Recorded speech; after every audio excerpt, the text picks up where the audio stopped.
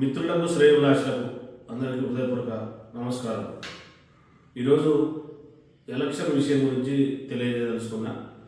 ముఖ్యంగా రేపు స్థానిక సంస్థలు జెడ్పీటీసీ ఎంపీటీసీ ఎలక్షన్స్ పెట్టాలని తెలంగాణ ప్రభుత్వం రేవంత్ రెడ్డి గారు ఉత్సాహంతో ఉన్నారు. ఈ రాష్ట్రంలో మరి 12,848 గ్రామ పంచాయతీలు ఉన్నాయి. అదేవిధంగా 5,817 ఎంపీటీసీలు ఉన్నాయి. అదేవిధంగా 570 మండలాలు ఉన్నాయి. అదేవిధంగా 520 జెడ్పీటీసీలు ఉన్నాయి. వీటన్నిటికీ ఎలక్షన్స్ జరపాలని చెప్పి ముందుగా ఎంపీటీసీలు జెడ్పీటీసీలు జరపాలని, వాటికి బీసీ రిజర్వేషన్ విధానం ఏ విధంగా ఉందనే విషయాన్ని మీకు మిత్రులకు తెలియజేద్దామని బీసీ రిజర్వేషన్ విధానాన్ని మరి డెడికేటెడ్ కమిటీ 6 కేటగిరీగా విభజించడం జరిగింది.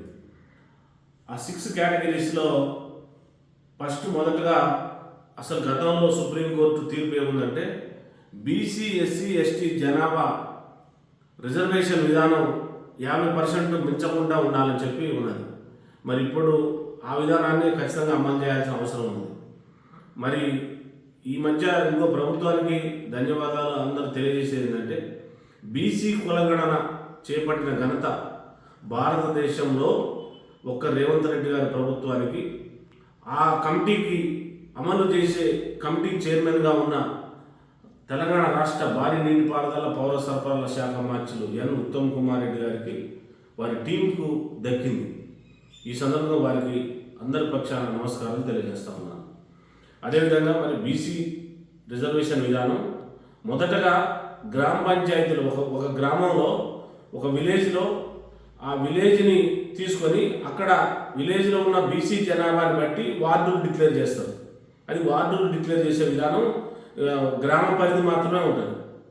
ఒక మండలాన్ని యూనిట్గా తీసుకొని ఆ మండలంలో ఏ గ్రామాలలో బీసీ జనాభా ఎక్కువ ఉన్నదో చూసి అక్కడ సర్పంచులు కానీ ఎంపీటీసీ కానీ డిసైడ్ చేస్తారు. అదేవిధంగా జిల్లాను యూనిట్గా తీసుకొని జిల్లాలో ఎక్కడెక్కడ శాతం ఎక్కువ ఉందో చూసి, ఏ మండలాలలో బీసీ శాతం ఎక్కువ ఉన్నదో చూసి అక్కడ జెడ్పీటీసీని ఎంపీటీసీని ఎంపీపీని డిక్లేర్ చేస్తారు.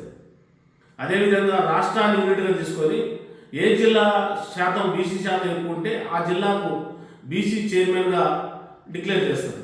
ఇది బీసీ జనాభా ప్రకారంగా బీసీ రిజర్వేషన్ చేసే విధానం త్వరలో ఈ 4-5 రోజుల్లో డిక్లేర్ కాబోతుంది. ఈ విషయాన్ని మీ అందరికీ చిన్న మెసేజ్ తెలియజేద్దామని మీ కేఎల్ ప్రసాద్.